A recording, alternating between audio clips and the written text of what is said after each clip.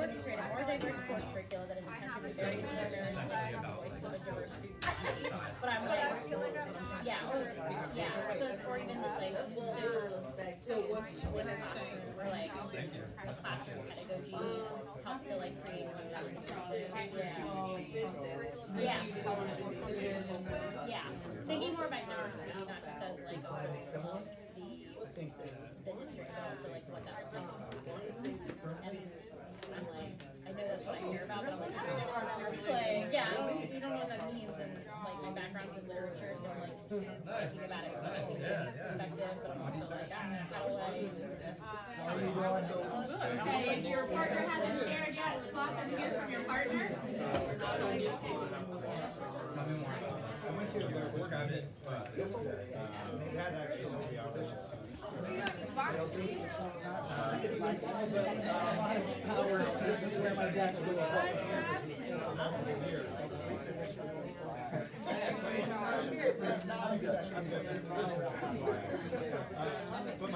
Is she just like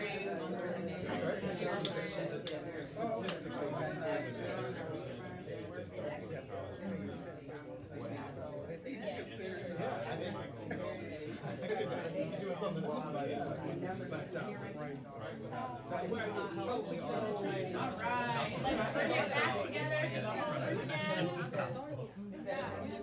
That's really cool. Alright, so that we know how the rest of our night together is going to go, we will spend about the next hour or so talking with Carolyn, asking her lots of questions, learning from her wisdom, and then we will let Carolyn go back to her busy life of campaigning and I have running the another school board. meeting after this. Yeah. You should ask her about that, what it's like to actually campaign and be the board president. And we'll spend the rest of our time, our marketing team has put together a draft of the language for our website. So we'll spend the rest of our time together trying to solidify that so that we're ready to start plugging it in at Saturday's session. So those are our goals for tonight. So we talk often about how the best answers come from the best questions, right? So hopefully you all prepared lots of really good questions for Carolyn. As most of you know already who know Carolyn, she's very candid. And so is a great person for us to learn from. So I am going to stop talking and leave it open to you all. I know you all have Carolyn's bio from when we went on our first field trip. Hi, Sean. And so you already know a little bit about Carolyn, but I'll let her just take a couple minutes to just introduce herself first, kind of her background, what brought her to this role, so why she decided she wanted to run, and then we'll just open it up to questions from you all. Okay, All right, thanks, thank Carolyn. you. I always love coming to school board school. Aw. I always do. You all ask me questions. And actually, this is good practice for me because we have several community forums coming up, so I get to practice. I am a native Cincinnatian, born and raised, primarily grew up as a kid in the Avondale, Corryville area. Went to Rockdale. From Rockdale, when I was in 6th grade, I passed the Walnut Hills test. But at that time, and that was, I won't tell you what year, but at that time, I remember as a kid, my parents and myself being pulled into a conference at Rockdale to be told that I was not Walnut Hills material. That even though I passed the Walnut Hills test, that it was in my best interest not to go. But at that time, Walnut Hills was fairly segregated, not only by race, but also by class. So all the professional doctors, African-American doctors and lawyers, their kids went to Walnut Hills. They all flunked out too. But I don't mean to be mean about that, but they did. They did not survive. But anyway, I went on to Hughes, graduating 3rd in my class. I achieved very well. And it was really at Hughes High School that my interest in public service was nurtured. I was pretty shy, but some of the teachers and other staff up there really saw something in me. So I was given many opportunities in leadership roles, starting from the 7th grade. So by the time I got to 12th grade, I was already doing student government, and I was class vice president and all those kinds of things. But in addition to that, involved in the community in any way that at the time as a 7th grader, 12, 13-year-old would, and then by the time I got in the 12th grade, I had already worked, starting at age 16 in paid employment and what have you. So went on to college, got my degree, my social work degree from UC, started work in the mental health arena. Didn't go back to school until two kids later, and they're 14 years apart, so that tells you how long it took me to get back to graduate school. But with a teenager and a toddler, I went back to school, got my graduate degree. By that time, I was also a single parent. Got my degree in a master's degree in rehabilitation counseling, and after working many years, probably about 12 years or so in private sector mental health services delivery, I went on to work at the Hamilton County Mental Health and Recovery Services Board, where I just retired after almost 30 years at that place. And Sean knows me well from there. So I am now retired, which is good because I hate going out in traffic, morning rush hour, and coming down here just made me just freak out because I got caught in traffic. But I think that to say why I got into school board, I really wasn't that involved in my kids' educational development until, now I was involved in PTA, so let me just be clear, and I don't devalue PTA. But when I really got involved in sort of the politics of schools and what have you was when my daughter was in 7th grade. My daughter also, by that time, when my daughter was becoming school age, my son had already graduated, 14 years apart, right? And he was fortunate enough to go to Walnut Hills. When my daughter came along, I was not pleased with the neighborhood choice that I had. They were not doing well, and I applied at that time for the magnet lottery, which was still fairly new. That was back when you had to camp out. I did not get any of my choices. So you get 3 choices, I didn't get any of them. So I made a decision to move out of the city, moved into North College Hill, which at that time had a really good report card. So my daughter completed the North College Hill school system and is now a teacher, kindergarten teacher in Cincinnati Public.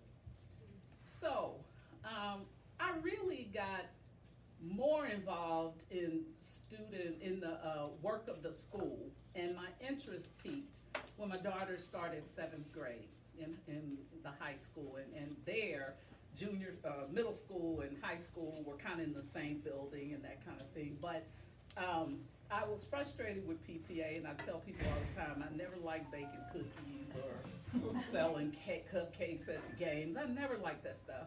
So after really taking some time to get to know how things ran in the school, my interest peaked, and I really had to search my soul to say, there are things that could be improved around this school. And so I began to have discussions. I began to meet with the superintendent at that time just as a parent. And then one day I walked into a meeting with him, and he said, and I said, I think I'm gonna run for school board. Now you have to know, we're the boss. Board members are the superintendent's boss. At that time, I had no idea what the school board structure looked like. I didn't know I was his boss. So I said it kind of freely, and he just kind of froze, like, you really want to be my boss, that kind of thing. But it ended up working out. I served out there for almost 2 terms, which is 8 years. The only reason I left is because by that time, my daughter had graduated from college, got married, moved out. I was an empty nester, and I wanted to come back into the city. So I moved back into the city in 2015, January. School board election was in November.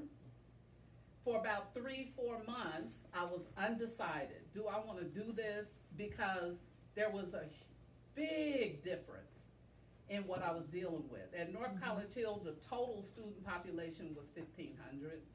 And I didn't know if I could handle coming into a district this large, you know, just a big culture change. But I said, hell, why not, you know? So I jumped into the race, and I was fortunate enough to win by default because one of the incumbents decided to drop out. So I ended up getting a seat. The good thing about it is, of the 3 people who were seated, I came in second. And I did really, really well. So I don't know, I still can't interpret that. So I don't know, but luck of the draw, whatever you had it. But, so I said all that to give you just a little background, but really, my whole life has been centered around kids and wanting to do what I could to improve quality of life for kids. Growing up as a teenager, I was the neighborhood babysitter. So in the summertime, I had a job because I had at least 4 kids under my care. That's what I did, and I saved my money and that kind of thing. All my part-time jobs that I had and summer jobs were all centered around kids. I think the educational piece was of interest to me because I could really feel how change could be impacted through my experience and my knowledge and my skill set. And that was a good match for me, is to go into school board. And so it really is, it's kind of cliche to say, well, I just want to help kids. Well, I really do want to help kids. And for me, the biggest thing to deal with right now, for us to deal not only in Cincinnati Public, but across the country, is really closing the achievement gap. Because even though we have wonderful educational programs and curriculum and all kind of supports and all of that, there is still a significant gap in achievement between your majority population and kids who come from disenfranchised backgrounds. And so I really have a keen interest in working specifically around that. But board work is broader than that. So I'm here for all kids. I can tell you that. You can't be an elected official working on school board and not want to work on behalf of all kids. So that's kind of my story for how I got here and why I do what I do. All right, thanks, Carolyn. How about open it up to questions? Go for it, Emily. I'm really curious about having a mental health background professionally and how that applies to maybe working with either your colleagues on the board or just your philosophy in general. True, yeah. I go into counseling sessions with them regularly. If you want to know too. Or just that's not your philosophy for the question, though, I district. hear you. Yeah, but it's true. Yeah. I think it was helpful, and I think, to be honest with you, I can remember campaigning. I campaigned lightly back in 2015. I really didn't have to do a full-fledged campaign because I was already on. But it was important for me to have increased visibility, coming in new, so people would just know who I was. But I think it still applies to my current campaign, that because social emotional learning is such a huge component of the whole child, and we all know that if a kid doesn't come to school ready to learn and are dealing with trauma or any kind of socioeconomic issue, it affects their mental health, and their ability to learn gets compromised. So my background, having 40 years of experience, I learned a lot, and my work in mental health, I started out in the lowest level job and worked myself up. So I've experienced direct service delivery. I've worked with both adults and kids who had serious mental health challenges. So working in different capacities, and then my final in my final role, and this is where I got to know Sean well, was the Mental Health Board received a $9 million grant from SAMHSA. I don't know if any of you are familiar with SAMHSA. It's a federal program under the Department of, what is it? I've forgotten. Lord have mercy. Retired brain. Yes. It was child and adolescent something. But anyway, a $9 million grant to, quote, transform the system of care for kids who had serious mental health challenges and had significant multi-system needs. So these kids were those who crossed public systems, child welfare, juvenile court, developmental disabilities, and schools. And I was the project director for that program, and it was a 6-year program, and that program is still in existence. So I feel good about leaving some legacy with that program. And if you're familiar with the school-based services that are in the schools now, MindPeace, you all familiar with MindPeace? I was at the table when I was still working in the mental health system when MindPeace, we were planning around MindPeace. And so to see that program expand into what it is in the school setting, I think is quite rewarding, and I'm very pleased about that. And I also think there's something to Emily's question. I know we kind of giggled when she said, like, how do you take that into working with your peers? But we also, I mean, the whole time I was on the board, we had 2 people who were trained either social workers or in mental health field, and we would sometimes joke, but we're serious, that like that actually is a really important skill, how you make sure people feel heard, how you, and so Carolyn, do you want to talk a little bit about how you bring that into being a board president? And if you see me in campaign mode, you'll hear me say this, because people always say, well, what do you bring to the board that's different and unique? Balance. Yeah. Balance. Because we have all 7 board members are very smart. They're diverse backgrounds, very diverse perspectives. Some are low key at times and the others are high strung. Some are high strung all the time. You cannot get your work done if there's not an element on that board that allows you to bring folks together so you can move forward. And I think that that's me. And Elisa's gone. But yeah. But if you look at my campaign material, you'll see Vote for Carolyn Jones, a voice of reason. And it's interesting because I don't want to toot my horn. But okay. As I've been moving forward in my campaign, it's been very humbling to know the folks who really support me, who I never thought would. I never thought I would get support from city council because the board was always fighting with city council. Well, most of those folks now come to me and say, are you gonna be president next year? You've done, it's a calm that they sense and the ability to partner and collaborate. And that's because you have to have people on the board who respond to diplomacy. You can't argue with diplomacy. You can't argue with reason and rationale. You can get messy, and if you get messy, that's what you're gonna have, messy.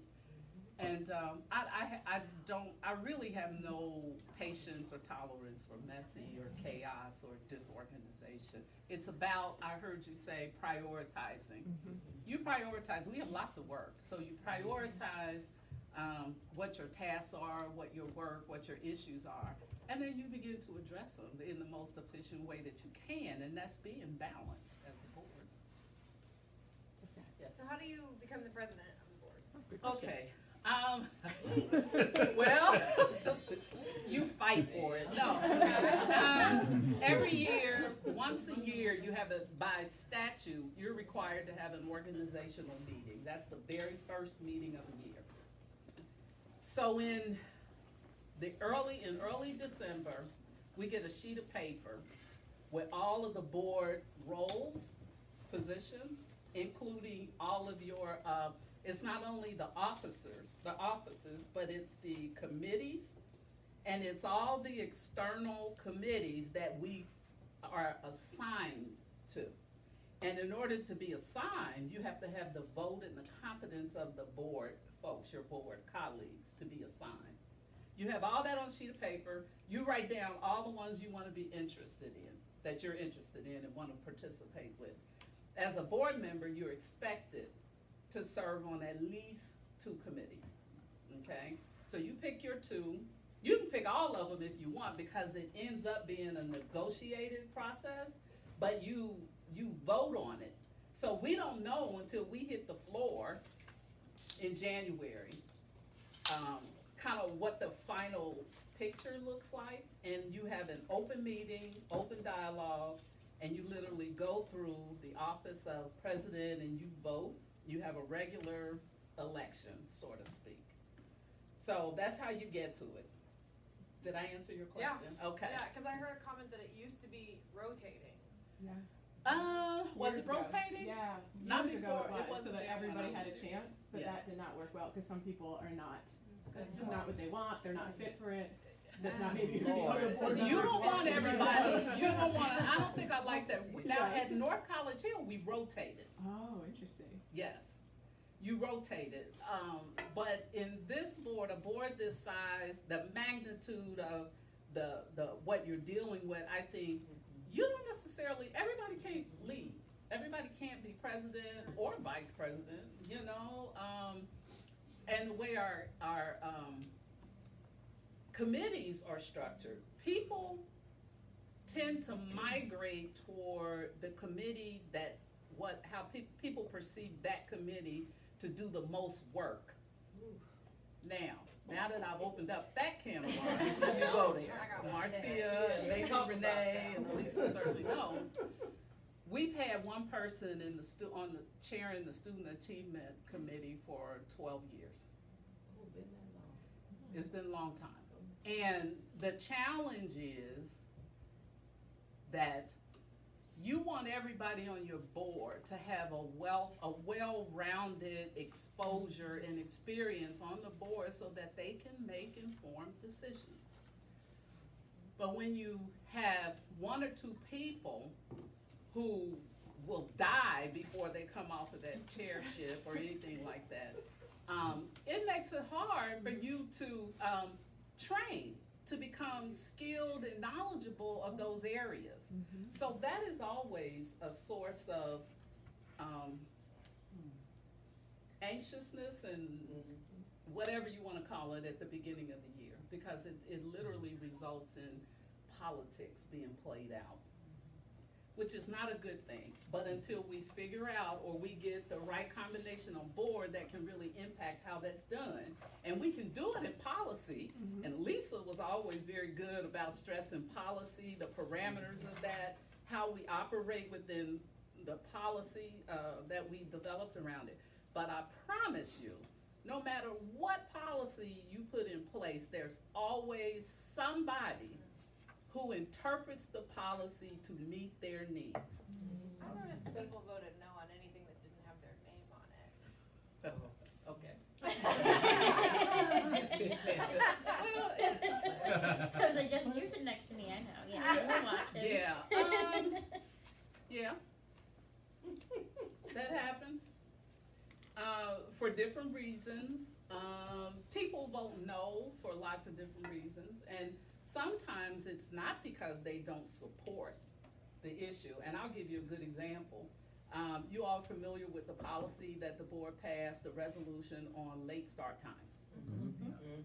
I'm a mental health professional. I know the impact of lack of sleep on teenagers. Amen. But I voted no. And I didn't vote no because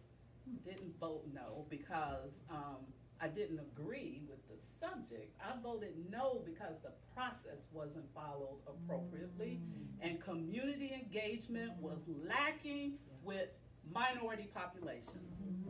So it wasn't black, brown kids, parents coming in talking about they wanted late start time. And I just didn't think we did justice to the process. So, you know, again, I voted no, not because I didn't believe in it, but because we didn't follow the right protocol for it. Probably that day when you were on, I don't remember what was going on, but people vote no when they misread the information and interpret it a different way. It's just all kinds of reasons, but ultimately, majority wins, irregardless of whether you make a mistake or not. And we've done that. All of us have done that at some point or another. When you look back on a resolution and you wonder, how did I miss that? I did that too recently on the LSDMC, eliminating student voice on the LSDMC. I'm glad you brought that up. Okay, because I didn't read between the lines, and I'm really struggling with it because I have to explain that to the public when they ask me why I did that, and that's hard. And I'm going to be truthful. That's the only way to go. Just be truthful about it. But I guarantee you, I'm going to fight for it. Yes. Can we go back to student achievement committee just Yeah. a little bit? So I call it the kitchen sink committee. Yes, that's it where doesn't everything fit. goes, It yeah. goes in there. So has there, first of all, is there any statute that prevents that committee from being split out or another committee being formed to take some of those things out? I mean, it's literally anything that touches a kid, and to me, it's just too, I was sitting there listening to the report, it's what just it's way too become, much. well, there's no statute that prevents you from doing that. Our bylaws need to be reviewed around that. And what you're speaking to, Marcia, is critical because my personal all of the committees are valuable committees and they're right. They're very important and we need student achievement, we need policy, we need finance. What has happened is that student achievement has almost taken on the role of leadership team. Because a lot of the work that happens in there are things that our leadership team should be doing. Myself and I'm trying to think who else on that board. Elisa was good at this when she was there, and one other person who's on the board now are sticklers about the agendas. And I'm saying, why do you have 16 agenda items on this agenda? 3-hour meeting, that's crazy. So, and don't get me wrong, it's good material, but all of it doesn't belong in student achievement. So, I must say though, on October 19th, we have a board work session, and we have those 3 times a year on Saturday. And we are gonna talk a little bit about the committee structure. We haven't solidified the agenda yet, but so that's on my list. And since I'm president, I can put on just whatever I want to put on. But talk about control. but we need to relook our committee structures.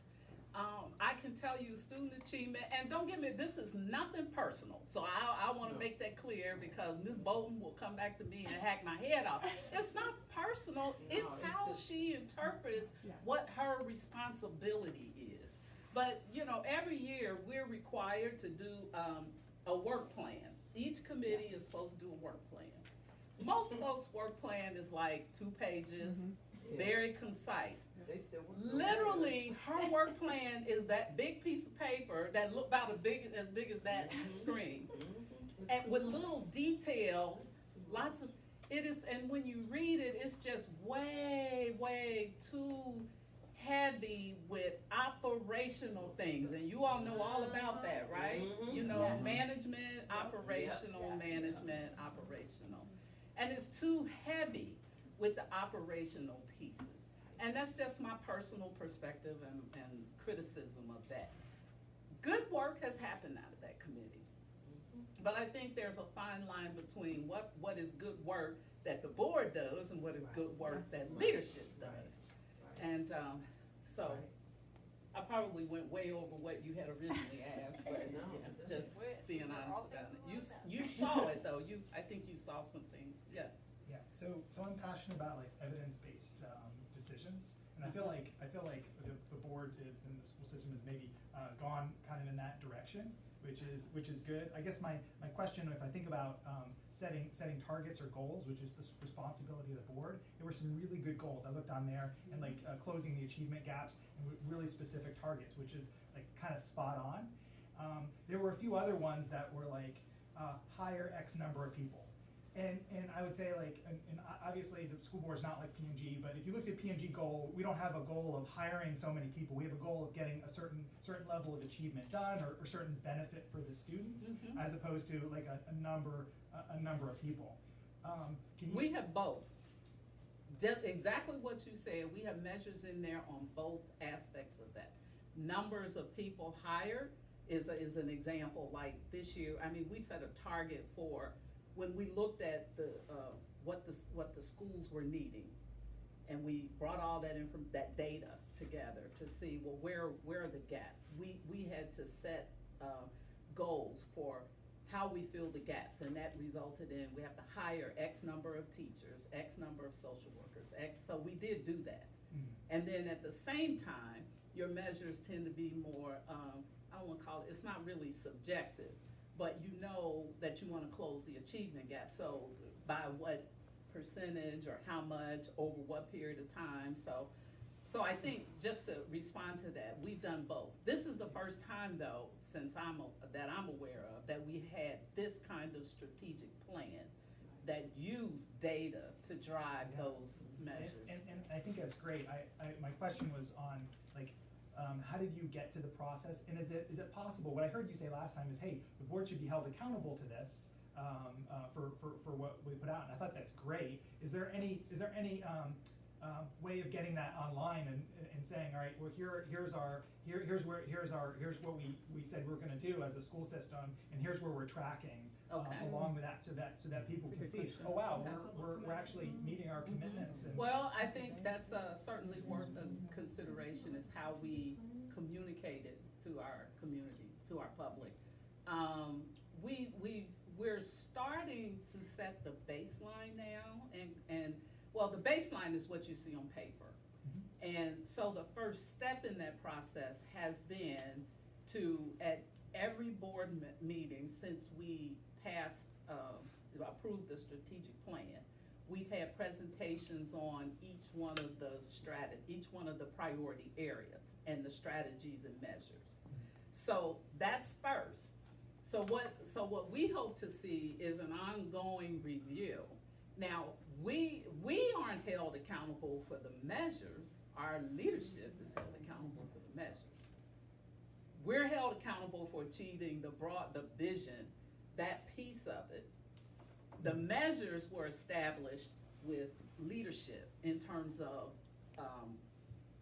what the data was telling us. You know, board members are not in the day-to-day stuff, so we don't really know, if that makes sense, what's going on. But we take the data that we've been reviewing, when we identify what our priority areas are, we take the data and we say, well, we know we need to do this, whatever this is. And then we say to leadership, we need you to take, to again look at the data and establish where we want to be by this time. And they're the ones who really kind of plug in those numbers. I'm sorry, when you say leadership, do you mean administration? Yes. Leadership? Yeah. Okay. So that's what I was about to ask. The leadership Feedback. team. Are you referring to, like, on Monday's meeting, we had the QR presentation, and she was going over like, okay, in these schools last year we did not have this. Our measurement was we wanted it to be in 5 or 6 more schools, whatever. So she showed us those parts. Is that what you're? You talking about this recent board meeting? Yeah. Okay, the positive school culture. Yes. Mhm. So like that, but she was referring to a measurement, and then she was proving how she was implementing that measurement by the QI meeting. Yes. That's so.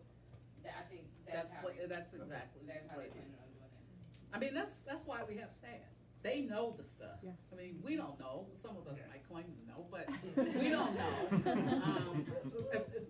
The broader piece, the broad vision, and sort of the purpose of why we're doing is more where we're held accountable to, and the financial accountability for it is what the standard we're held accountable to. We have to make it work overall. But the detailed work in terms of those measures and things like that, we hold that to the administration. It's helpful. So like even with that, it's kind of with what Jonathan was saying.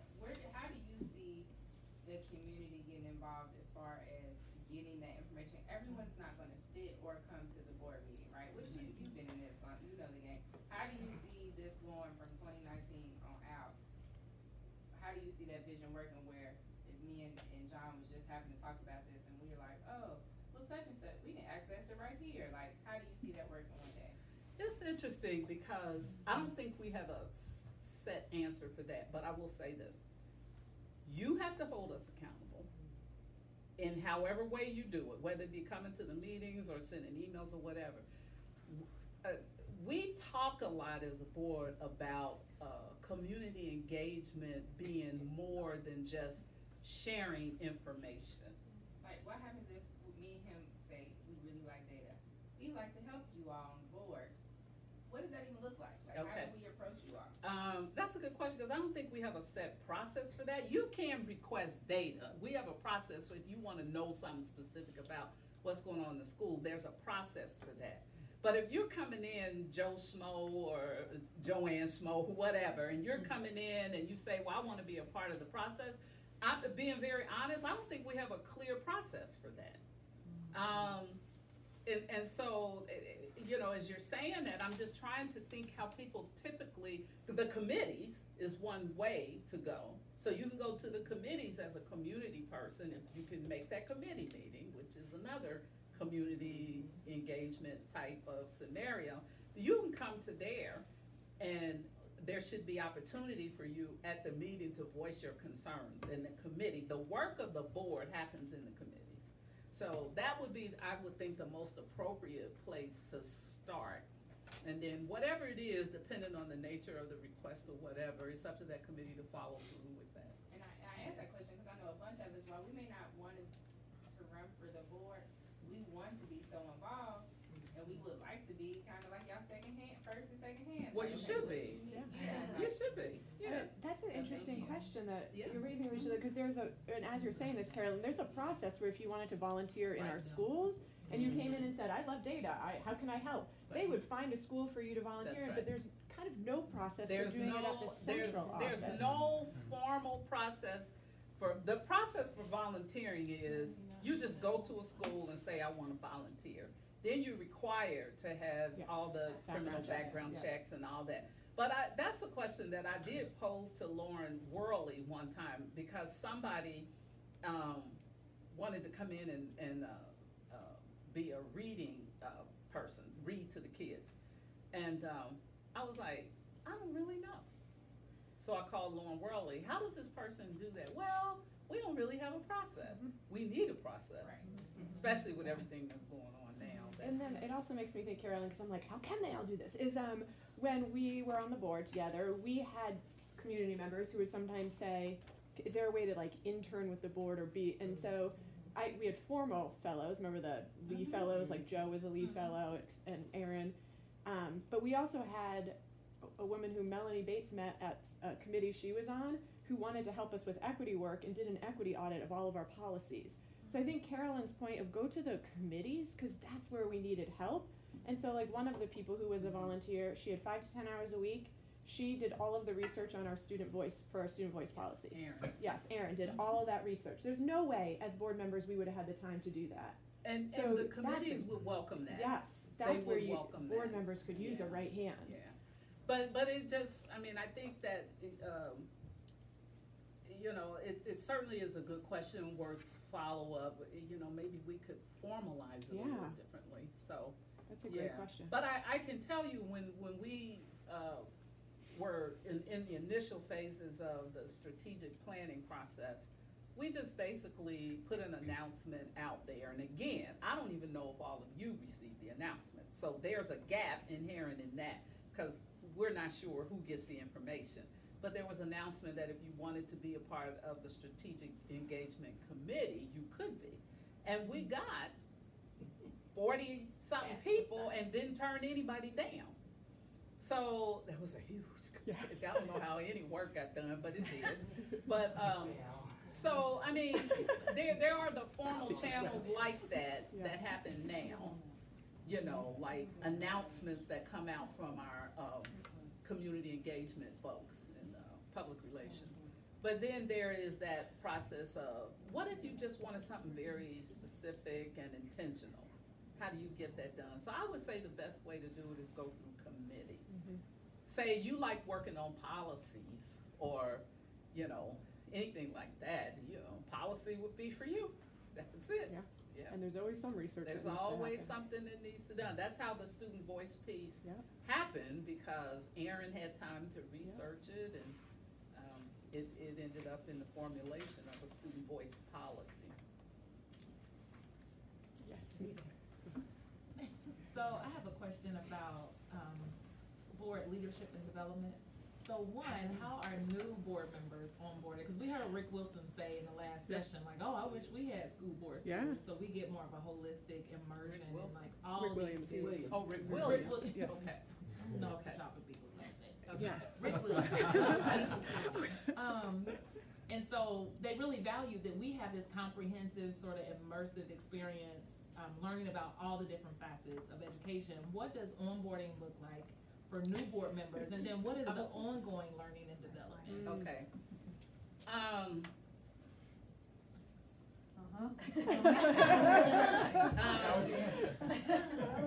When I started on the board, I had nothing. They gave me a book, a policy book. I got a huge binder. And Monday's packet, and that was it. And everything that I learned, I had to ask questions. It got better in that, and I remember it getting better, and Lisa, you can help me with this. We started really as a board talking about the need for onboarding and ongoing training and board development and all those things. Here's what I would say to that. It's absolutely needed, because we are responsible for holding ourselves accountable, because above us, it's you. So if we're not doing our job, you can vote us out, you see? But if we don't hold ourselves accountable to the things that we do, we tend to stray away from what our real role and purpose is. And that's a problem. So I would say over the past 2, 3, maybe 4 years, I've seen it improve some, but we're not where we need to be. Ongoing training is usually left up to the individual, and we do that. Folks attend conferences and things like that. But I'm gonna be honest with you. Y'all wanted me to come and be honest. I'm gonna be honest. I have an issue with spending taxpayers' money for you know, we have some people on the board that go to every training, travel all over the country and spend thousands. I have a problem with that. I do believe that it's needed. I'd much rather if we brought it in-house and then more people could benefit from it. But it happens. So, and every board member has an opportunity to do that. It's included in the budget and all that, but again, it's taxpayers' dollars. And I don't think people, I think if you were to ask people, for the most part, people would say, well, we want our board to be knowledgeable. I don't think people would have a huge issue with it, but I have an issue with it when the same people go to Cali and New York and all around, because I don't think it takes all that. But yeah, I hope I answered. You did. I think, Dawn, you had your hand raised too? That was kind of my question, because I taught for 30 years in Georgia, and with STEM, we were the first STEM school in the state of Georgia, and I'm trying to bring that here to Cincinnati, and I think as a newcomer, it's really difficult to break into where I need to be and how I need to help the schools, but I have a lot of knowledge, and I wanted to help the school system, that's why I'm here. But my question was going national. You say you do the national conference. That was my question, really. Is that something you do with other states? And apparently you've already had that. And personally, I'd much rather, I tend to go to one big conference a year, whether it be right up the road to Columbus, or I think I went to Chicago one year for the NSBA. But I'd much rather that our staff, administration, they're the implementers of the strategic plan. I'd much rather that they get that professional development and that expanding their knowledge base than me. I need to be expanding my knowledge base about how to be a better board member. I don't need to know, not saying I don't want to know about STEM, but I don't really need to know about STEM. I'm not implementing it, you know? I need to know what are the what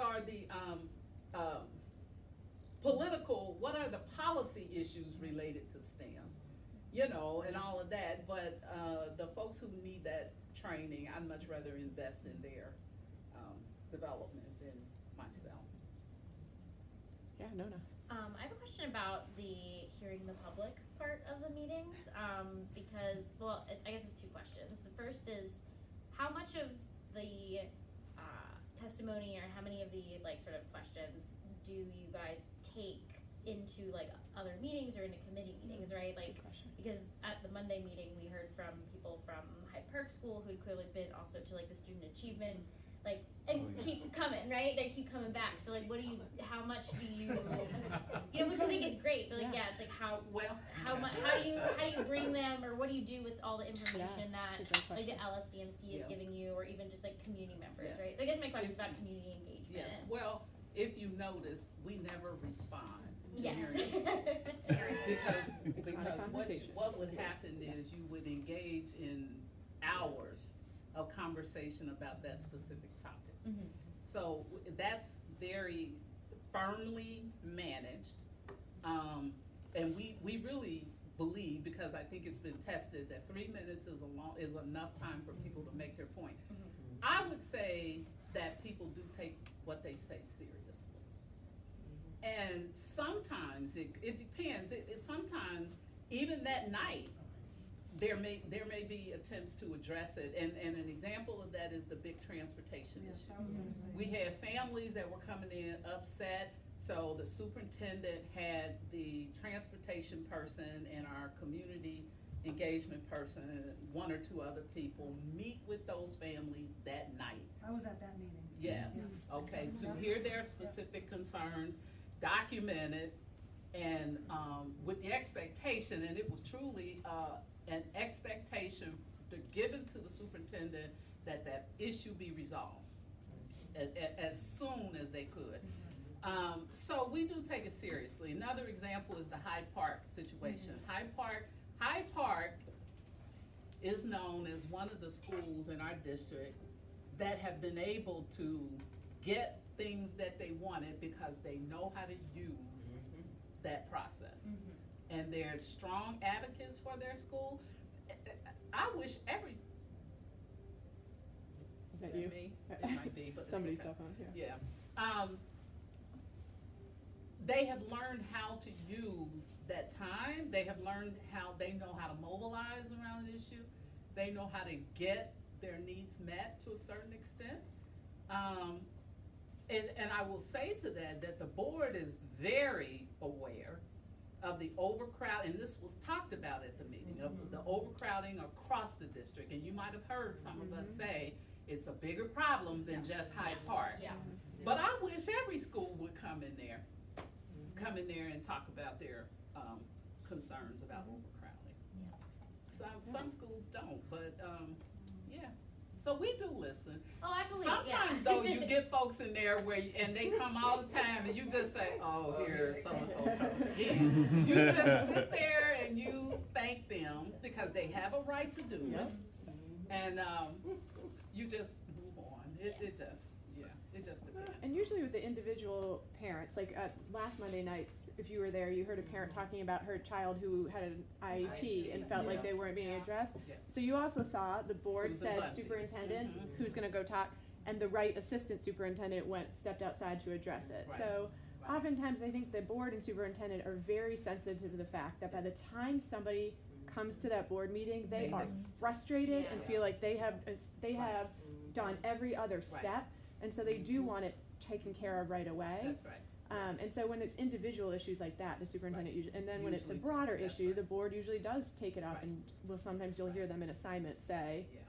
we should talk about this further and Right, whatever. in assignments, it can be incorporated on the agenda under board matters, which is usually where we discuss kind of new items, new subject matter.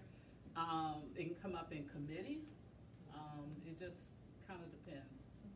Can I ask a follow-up to that? I'm just wondering, so it sounds like Hyde Park is adequately represented and like parent population is really mobilized and they have the means and the understanding of how to engage with the system.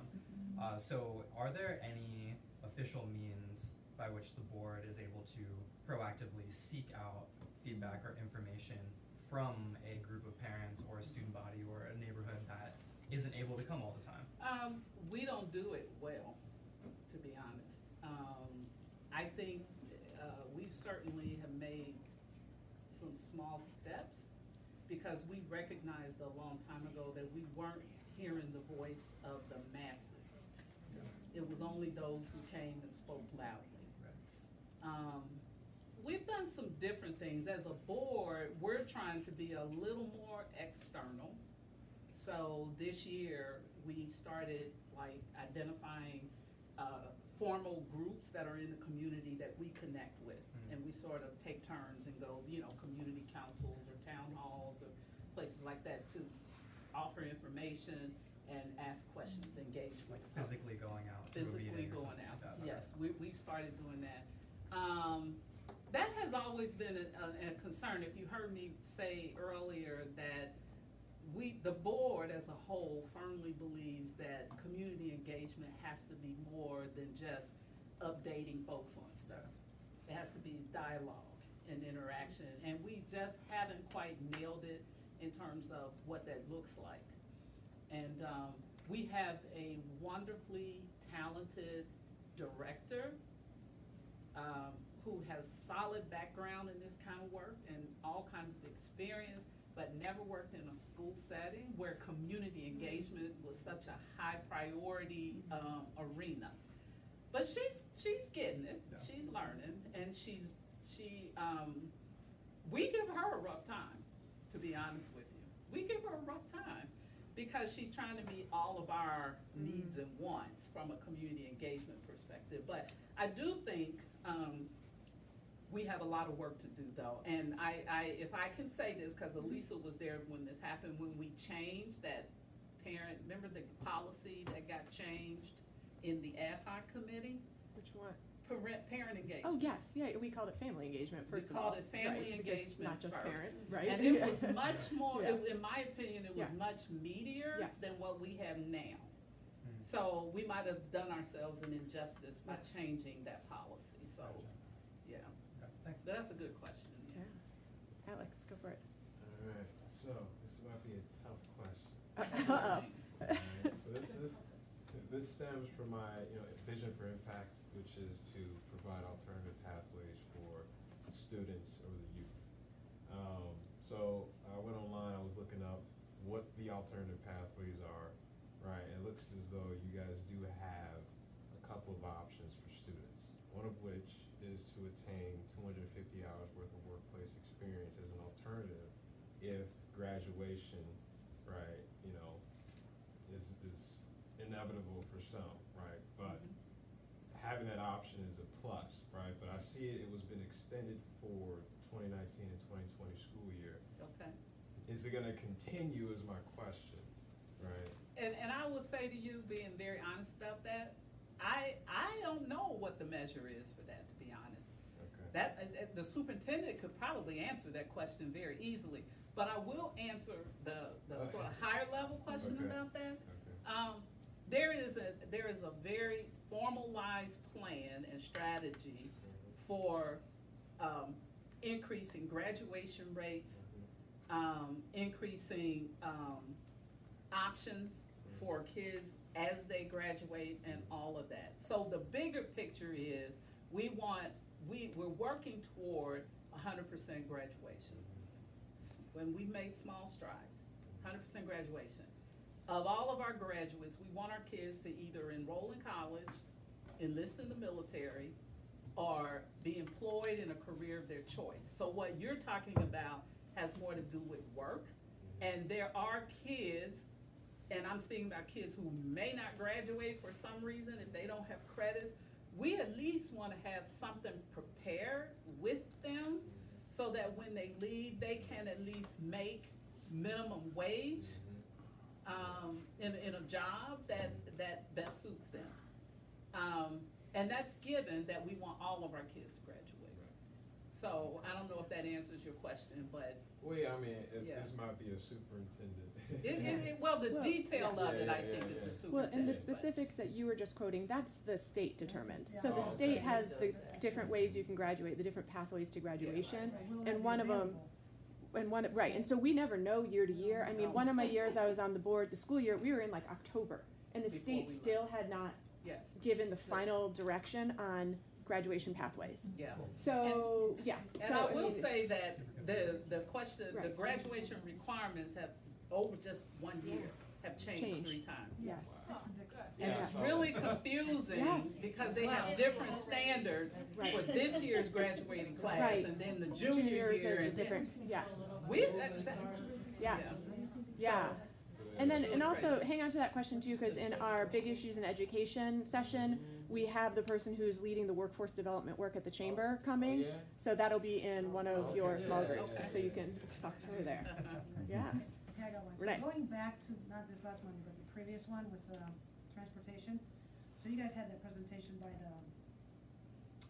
Of the developers, yeah. developers, yeah. Yes. Oh, So, Lord. and tax abatements and all that. So this is around this issue, right? So Okay. where are you guys on this tax abatement issue? Okay. And did the developers ever get with our treasurer, or she's our treasurer, to have that conversation? Because there are a lot of numbers that were just Right. Very erroneous. different. Yeah. Well, we invited them to come together. I can't tell you whether they actually have a meeting. We can find out. I don't know if they have. We're scheduled to have a meeting with, the city leadership, city administration, to sit down and talk about the agreement. Now, the process to getting to this point has been, very, kind of weird, because it was board to leadership, leadership to leadership. So I initiated a letter on behalf of the board to John Cranley. He sent a letter back and it was not positive. You know, he didn't send it. Patrick Duhaney, who by the way knows absolutely nothing about schools, but I'm sorry, I'm being honest, he doesn't. He knows nothing. But it was not a positive letter, so I sent another letter, and it came back again. And then finally, I ran into John Cranley at the African American Chamber ribbon cutting in the hallway. I said, "Look, come here. What do we have to do to sit down with you all so that we can move forward on getting this agreement done? We're trying to get the agreement done." He said, "Carolyn, this is all we need from you." Because and I'm gonna tell you what he said, but the issue in these letters, people were talking about the impact of the state funding formula, which has no impact. And that's what Patrick Duhaney's letters were about, that the state school funding formula made us whole. And our treasurer gave them all kind of information. We had an outside consultant come in and we said the same thing over and over. So finally, when I saw John and I said, "John, the issue is the city's lack of understanding about the state school formula." He said, he did like this. He said, I know. What is the number that would make the school district whole? I said 33%. He said, "That's where we'll start." Well, good. So it's starting now, Well- 33%. So the developers, I think it was good for the developers to come because we were hearing the voice of the community about tax abatements. We were hearing the city's perspective, and we had our own, but we did not have a developer's perspective. Right. So that was good. It And was. Pam Bowers and I had the opportunity to sit with them before they came to the board. That's how they came to the board, because we invited them. And their perspective around tax abatements is very interesting, because they talk more about their cost when they're building, say, in blighted areas, and all the things that they have to do. And I really felt like that they were saying, yes, we want to make a profit, but we want this to be a win-win situation for you guys. We understand where you come from, and they didn't know anything about the state school formula at all, so we had a chance to talk to them about that. So I think now we're on a good path. If in fact the city considers that 33%, we'll be talking about it at the board level in the next week or so, our next board meeting, to see how we move forward on this. Our goal is to get an agreement in place. And to be honest with you, I don't even know if we even need, I don't even know what kind of agreement we need. We might just need, we don't need anything like the 1999 agreement. That was a bad document. But we just need an understanding, and maybe it's a joint resolution or something that says we agree to make the school board whole, we'll pay them 33%, whatever. Carolyn, what does 33% translate into, like, dollar-wise? I don't remember. Okay. I don't remember. Yeah, Jen has worked, our treasurer has worked all of that out, so. But it would be an increase in funds for the school district? It would be, yes. And what we see a good way of doing that, and this is just me talking, I'm not speaking on behalf of the board, I'm speaking on behalf of me. The way we negotiated with FC Cincinnati, I see this kind of working the same way. So that if a developer wants to develop commercial, and that's all we're talking about is commercial development, not residential. But if they want to build commercially, we understand the profit thing. So we can do what we did with FC Cincinnati. You develop a formula for over a period of years. You pay this amount now, and then you build on that all the way up until the point where they pay all their taxes in that period. FCC took the deal, so. Why not talk about the residential, because I think that's an important. There is a reason why they didn't include resident. It really has no monetary impact, to be honest. It really is a drop in the bucket in comparison to the larger economic development projects. It's just a taxpayer, like, how we see it as being fair. Yes. Where I'm paying my taxes, Right. and there's like a, and I really can't explain, because what I've had some people come to me directly and say, well, it's unfair that somebody has the ability to build a $2 million house and they get a tax abatement. I can't explain that. Isn't it different? Isn't it actually different? I thought it was actually a different policy altogether, residential versus commercial. It is. So that's why we're not talking about it now, because the one that's up for renegotiation is just the commercial. Yes. So that, I think that's why they're having two separate We need to conversations. go to City Hall for that. Yes, exactly. Yeah. Well, we are up at our hour, and I know Carolyn has another meeting to go to. So I'd like us to thank Carolyn and get a picture with Carolyn. Group picture. All right. So thank you so much, Carolyn. Thank you. I always like coming here. You guys ask good questions. Thanks, Carolyn. All right, let's take And I look forward to seeing some of you in 2 years. Running yes. I like that part that said, what did it say? It said something up there about running for school board. Yes. What did it say? Yeah. See if the board's addressing topics that they're prioritizing. Right. Yes, and I will say, and I know we've said this before, we'll say it again, there are lots of people running right now who need help on their campaigns. Right. So if you want to figure out a way to make a direct impact on the system right now, go to their websites, learn more about them, go to these panels. I know we keep sending emails about the different panels, learn these candidates, and then go volunteer. There's one on Monday. There's a community forum on Monday at on Columbia Parkway at the Junior League. Thursday. It's okay. We do the day. Okay. Yeah. October 3rd. Yes. All right, let's take a quick picture. Group up around Carolyn here. We'll take a quick picture, and then, or maybe I feel like we're group up around. I don't know what day it Earlier. Thank you for taking my plate. No problem. I did love the bell.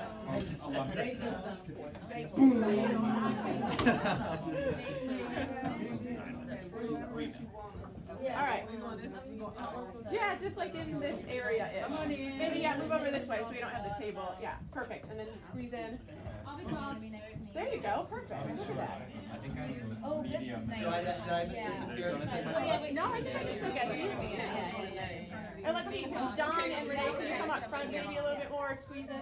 Oh, that's cute. I like it. Okay, I gotta get Don. All right, Amber, yeah, there, oh, who just peeked up? Okay, ready? Look this way, I'll count to three, it'll take a couple. 1, 2, 3.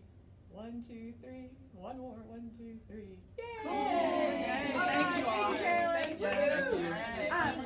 All right, let's take, we're gonna do our fundraising bit still, but let's take like 10 minutes of maybe a break and then do some of your reflections in your journals and that kind of stuff for about 10 minutes, and we'll regroup. What do they call you? Are you a grandma? Grammy. Yes, bathroom break, do some reflections, all that good stuff. Yeah, I was gonna say when you about that. Turn this off for now. Oh, it's